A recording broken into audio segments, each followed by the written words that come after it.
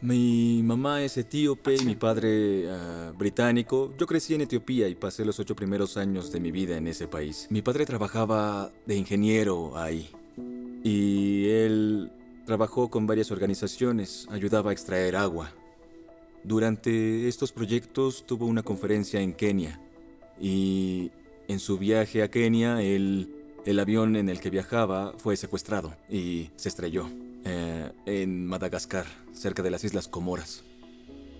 Nos enteramos de que el avión se había estrellado porque una amiga de la familia nos llamó esa noche y nos dijo, oigan, ¿ya vieron las noticias? Y fuimos a la sala y encendimos la televisión. El avión donde viajaba mi padre estaba en televisión, estaba en el agua. Esperamos, quizá eso fue lo más difícil. Creo que recién me doy cuenta que eso tal vez fue algo muy fuerte que me impactó porque seguía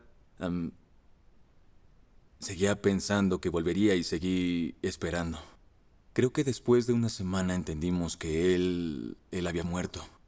Y es que tu papá lo es todo para ti, como que todo se desmorona por completo. Una de las auxiliares de vuelo sobrevivió el accidente y mencionó que aún en los últimos momentos él pudo compartir su fe con otros. Siempre había tenido esto en mi mente, creo que para él esto era algo por lo que él dio todo. Incluso en esos últimos momentos de su vida compartió las buenas nuevas de Jesús. Esto hizo que me hiciera una pregunta y fue, ¿qué significa realmente vivir como lo hizo mi padre? Y lo primero fue, ¿es real? ¿Cómo sabemos que es verdad? Y empecé a hacer preguntas, empecé a leer, a orar y al hacer todo esto comenzó a ser real para mí. El consuelo y la fidelidad que Dios me mostró cuando perdí a mi padre a los 8 o 9 años, siento que no me relacioné con ello hasta los 18. A los 18 años quería que mi vida tuviera un impacto y sabía que se trataba de seguir a Jesús y comencé a pensar, lo que haga desde ahora será para que otros conozcan a Jesús. Ahí es donde comienza todo. Y vivir de forma que, amando a Dios y sirviendo a otros, sea la respuesta a las buenas nuevas de Jesús para mí. Para mí eso fue lo que me animó a involucrarme en Etiopía y comenzar negocios y empresas emergentes. Mi principal proyecto es desarrollar instalaciones que conviertan desechos en energía. Así que tomamos 95% de los desechos de la ciudad y los procesamos en energía.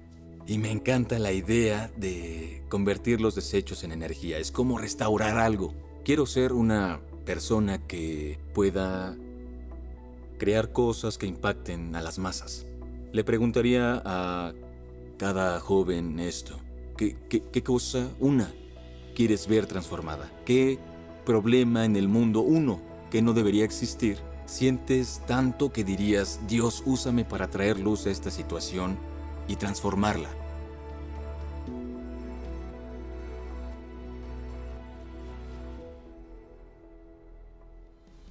Resolvería el problema de la escasez de agua en el mundo.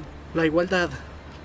Creo que todos somos iguales, sin importar la raza, la cultura, la herencia, ni nada de eso. La corrupción de los gobernantes. Sería la paz mundial o el hambre en el mundo, cualquiera de las dos. Todos debemos comer. El hambre en el mundo.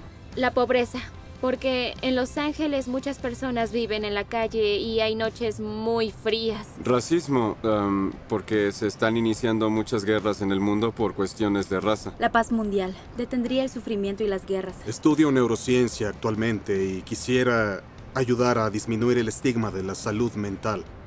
Eliminaría la avaricia. Quisiera evitar que 10 personas tengan el mismo dinero que 10,000 millones. Lo cual es un error porque ni siquiera son 10,000 millones, pero sabes de qué hablo, esa clase de cosas. Que hubiera una mejor forma de cuidar a los niños que son huérfanos o han sido separados de sus familias por no ser bien atendidos.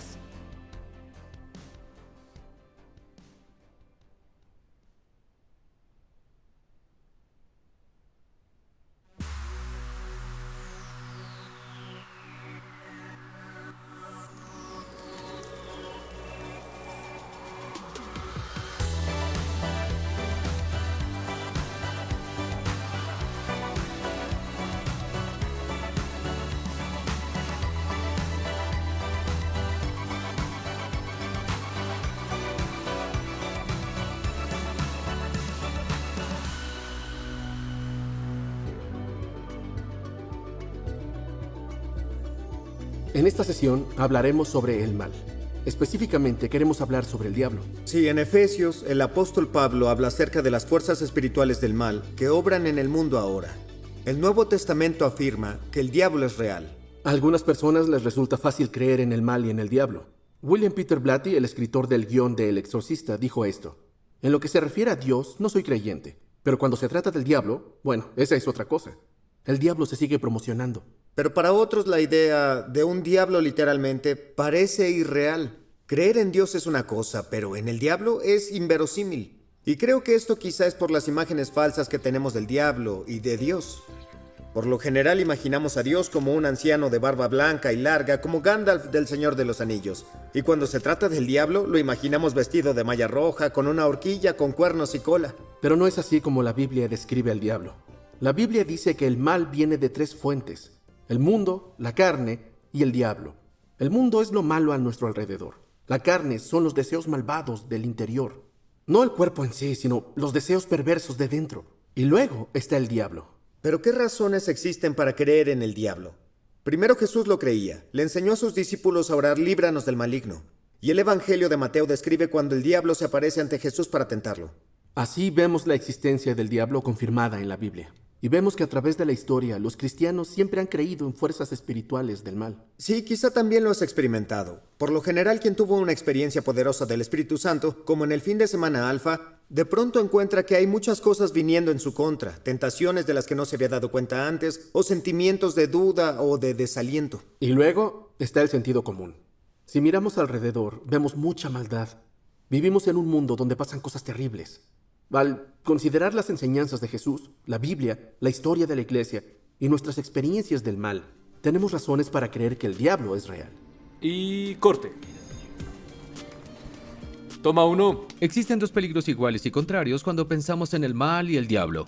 El primer peligro es la incredulidad, negar la existencia enteramente. Y la segunda es tener un interés excesivo en el mal. Cosas como la brujería, el tarot, la lectura de la mano, la ouija o los horóscopos. Ahora, si estás involucrado en estas cosas, lo mejor que puedes hacer es alejarte de ellas. Deshazte de los libros o cosas en tu vida asociados a esto. Y luego pídele perdón a Dios. La Biblia nos advierte que no debemos tener un interés dañino en esto. Jesús dice: el ladrón, refiriéndose al diablo, no viene más que a robar, matar y destruir. El diablo quiere destruir nuestra vida. Es su principal objetivo. Es lo contrario al objetivo de Jesús para tu vida. Jesús te ama. Jesús dice: yo he venido para que tengan vida y la tengan en abundancia. Ahora, Pablo alienta a la iglesia para que haga frente a las artimañas del diablo. ¿Cuáles son las artimañas del diablo y sus tácticas? Hay 3 formas básicas con las que trata de destruirnos: tentación, acusación y mentiras. Primero hablemos de la tentación. El diablo quiere tentarte de una forma que te lleve paso a paso en un camino hacia la destrucción. Es como un pez atraído hacia la carnada sin darse cuenta de que es una trampa. ¿Te enteraste lo de Sid? No, ¿qué le pasó? Creyó que era un gusano delicioso. Brutal. Lo mismo le pasó a mi tío Addis la semana pasada. No me digas. Sí.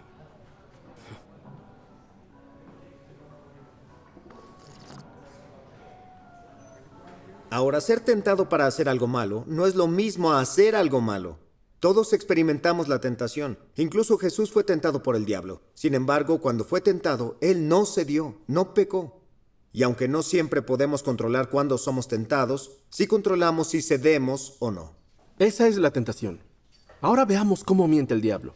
Esto es muy importante y debemos entenderlo. Jesús llamó al diablo el padre de las mentiras. Es decir, que él miente en todo. Nos miente sobre Dios, sobre lo correcto y lo incorrecto. y sobre nosotros mismos. Dice cosas como, no vales nada, en realidad no has sido perdonado, Dios no amaría a alguien como tú, o tal vez no perteneces aquí. Pero nada de esto es cierto. Todo es mentira. Estas mentiras se filtran a nuestro corazón y mente para tratar de destruirnos. Podemos combatir las mentiras con la verdad. Por eso estoy agradecido por mi Biblia. Es nuestra fuente para lo que es verdad sobre Dios, sobre el bien y el mal y sobre nuestra identidad.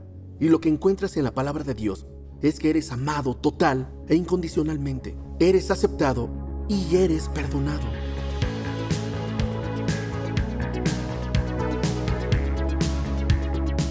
Creo que las personas creemos que no somos capaces. Que lo sabemos todo. Que lo sabemos todo. Que sabes todo y obviamente no es cierto. Lo haré mañana. Lo haré mañana. No puedo hacerlo. Es la mentira más grande que la gente se repite. No puedo hacer algo. Y la mayoría ni siquiera lo ha intentado. ¿Creen que es imposible hacer algo cuando en realidad sí pueden hacerlo? ¿O piensan que no son hermosos, pero en realidad sí lo son? Creo que la mentira que la gente piensa de Dios es que no es divertido, que no existe. Que es blanco, canoso y está en el cielo. Algunos sienten que Dios no les interesa, como en los momentos difíciles. Que Él no tiene tu bien en mente.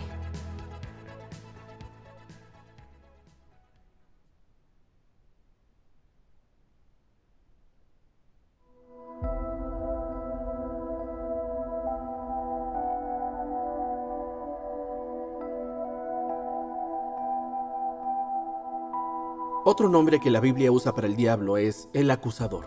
Y esa es la tercera táctica. Él nos acusa. Es como si llevara un registro de todas las cosas malas que has hecho. Y a pesar de que ya han sido perdonadas y olvidadas por Dios, te sigue recriminando.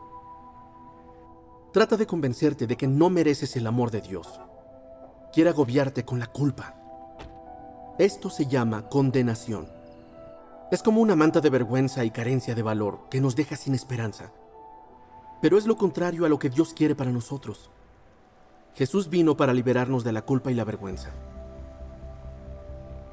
Ya no hay ninguna condenación para los que están unidos a Cristo Jesús, porque en la cruz, Jesús cargó con la condenación que merecemos. Dios no nos condena, nos convence. La convicción es optimista y específica. Dice, tengo algo mejor para ti. Esto está mal, pero estás perdonado y puedes vencerlo. Podemos hacer frente al enemigo. Santiago 4 dice, resistan al diablo y él huirá de ustedes. Acérquense a Dios y él se acercará a ustedes. A veces el bien y el mal es como un juego de tirar la cuerda, como si fueran dos fuerzas iguales y opuestas y nunca sabes quién podría ganar. Pero Dios y el diablo no son iguales. El diablo no es rival para Dios. La Biblia explica que el mal ha sido derrotado. Nuestra posición en esta batalla está asegurada porque Dios nos libró del dominio de la oscuridad y nos trasladó al reino de su amado Hijo. Es decir, estabas en el dominio de la oscuridad, donde en cierto sentido el diablo tiene el control. Pero a través de la muerte y resurrección de Jesús, Él nos traslada de la oscuridad al reino de Dios, donde Dios tiene el control y hay libertad total. Pero la pregunta permanece, si Dios nos ha librado, ¿por qué sigue existiendo el mal?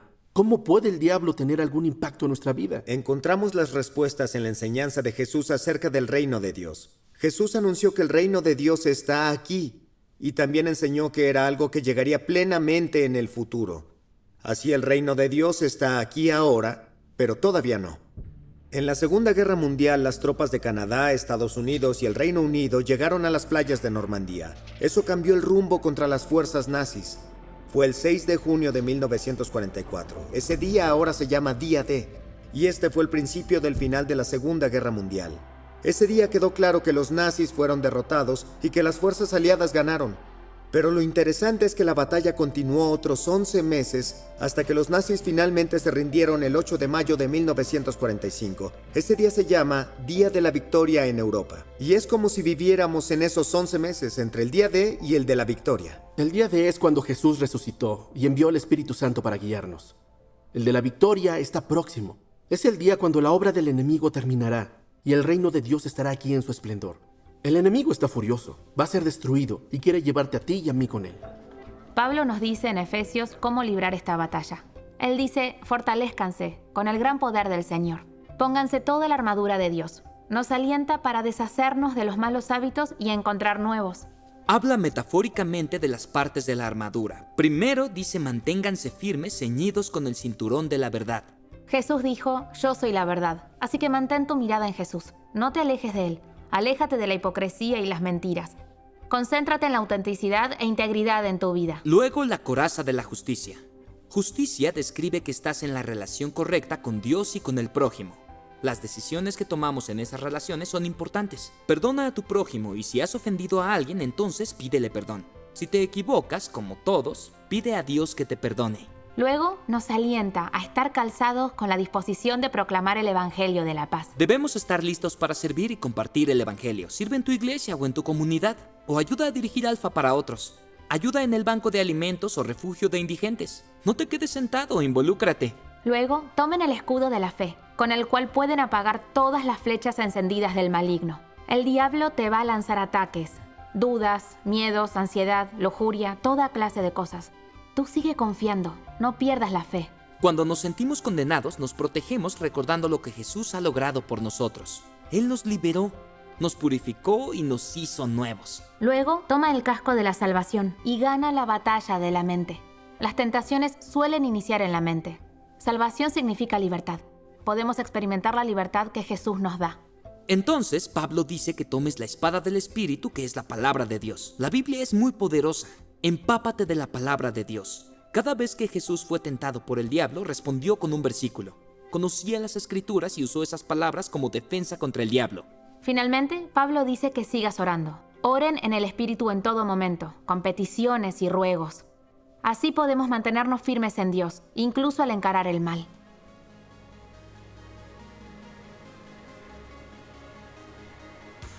Creo que la gente ya no tiene empatía. Si sabes cómo quieres que te traten, trata a los demás así.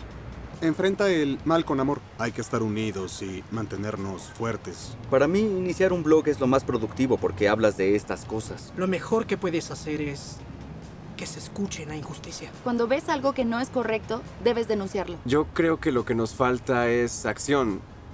Tenemos que ser proactivos y hacer algo. Veganismo. Hay que hacerlo. No soy vegano, pero sí resuelve muchos problemas. Siento que el voluntariado es una parte importante para combatir la injusticia, porque haces algo útil y es por una buena causa. También conoces personas de esa forma y estás haciendo cosas por el bien del mundo.